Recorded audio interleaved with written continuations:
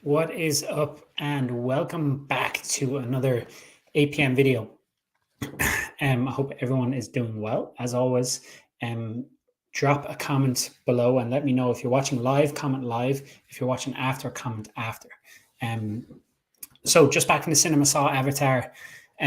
Fuck, that was a long old slog. Cinema now like 3 hours, but it was good. It was definitely, I'd recommend it. It wasn't like it's getting, people are saying that it's like ridiculously amazing and blah, blah, blah. I didn't think it was that good. It's definitely good and worth the watch, but maybe not as good as people are making it out to be. Anyway, so what do you do when you see a car crash? So, and there is a point to this, so stick with me. So when people see a car crash, what they tend to do is obviously you get stuck in traffic. Imagine you're on the M50 or on whatever. And like most of the traffic issues are because people are slowing down and looking at what happened. And so when you drive past, like you look, most people look, you at least look at a car. Maybe you don't look if it looks really horrific, but you look at the cars in the accident. What you don't do is look at all of the other cars on the road. But when it comes to weight loss or fat loss, that's kind of what people do. They look at all the other cars at the road instead of looking at the cars in the accident. Let me explain. People are looking at things that they think are the problem, or that they think are the reason that they're not losing weight or not dropping body fat or not getting the results they want. And that's just not the case. So instead of looking at all of the other cars on the road, you need to look at the cars in the accident, because that's the problem. So things like, oh, I'm eating too many carbs, or I don't have time, or I don't have healthy food in the house, I need to do a food shop, I'm tired, I'm stressed, I'm exhausted. I'm not saying those things aren't real, because they might be real. Or like how you feel, stressed, certainly exhausted. I've no doubt that people are feeling those things. But they're not as much the issue as the cars in the accident.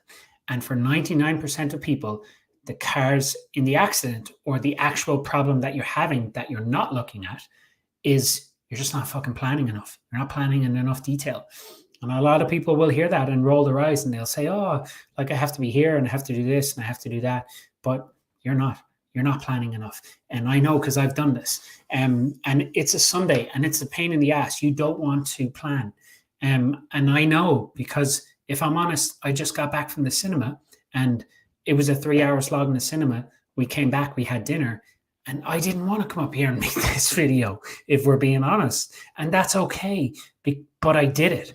And the reason I did it is because one person, 2 people are going to see this, and that could change what they do for the next week. And to me, that's worth the time. That's worth me getting up off the couch when I didn't want to and I was really comfortable, because it's worth it. But most people are not looking at their problem. So for those just tuning in, when you see a car accident, you don't look at all the other cars on the road. You look at the cars in the accident.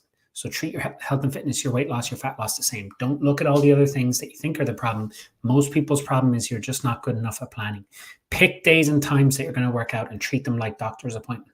Write down in your phone, in your calendar, or in a diary or whatever you have, the things that you cannot get out of. So work, is something you cannot get out of. If kids need to go somewhere, and there's no one else to do it, that's something you cannot get out of.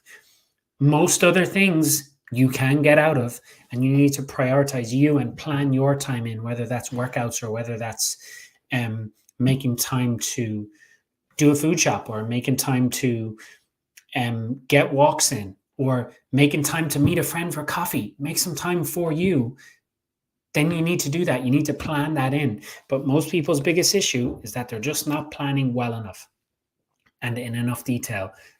And it's a Sunday night. Nobody wants to plan, but I promise you it will make your week better if you take 5 minutes and do it now, because that's all it takes.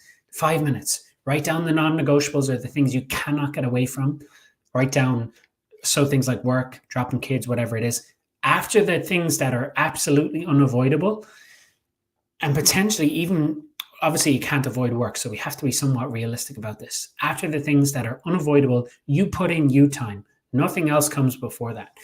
So like kids going to school, that's unavoidable. You going to work, if you're working, that's unavoidable. After that, plan your workouts, days and times. Plan when you're going to get your walks in. Stick to those things. Treat them like doctor's appointments. Really think through the times that you're going to put them in so that they stick. Don't just make it up or wing it. Really think through. Okay, like let's say you pick 4 p.m. I don't know. I just pulled that out of my ass. Okay, 4 p.m. on Tuesday, I'm going to do a workout. Well, think about last Tuesday. What was happening at 4 p.m.? Was that a free time, or was that a chaotic time where there's really no chance of you getting that workout in? Then you need to think that through. You need to plan that better. So those are things that really matter. That's most people's biggest issue, is just that you're not planning well enough. Honestly, that is 99% of people's issue. And if you think you are planning well enough, or you think you are so busy that you actually don't have time, then I've got a little challenge for you. I want you, and when people hear this, you're just going to roll their eyes, but I've done this before. And as annoying as it was, I realized that there was like 2 to 3 hours of my day that I was just wasting away. So from when you wake up, every 30 minutes, and every 30 minutes, you set an alarm on your phone. And when the alarm goes off, you write down what you did for the last 30 minutes.